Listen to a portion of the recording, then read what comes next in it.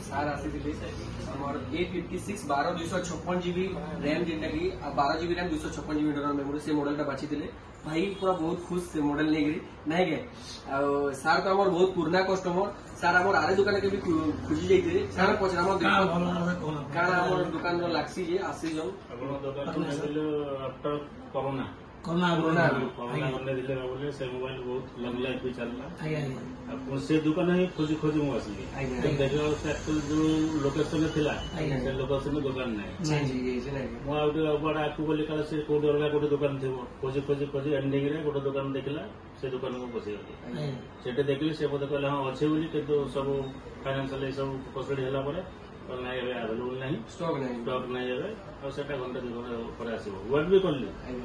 कितने मिनट तले आप मिनिमम 45 मिनट आएगा वो सेटा तब लेट हो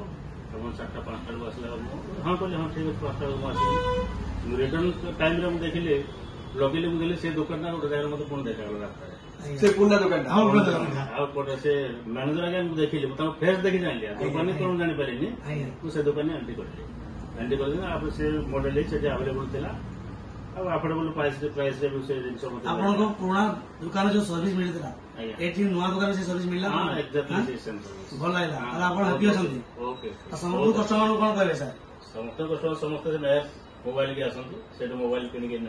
थैंक यू सर बहुत बढ़िया बिहेव सुन करो बहुत बहुत धन्यवाद थैंक यू सर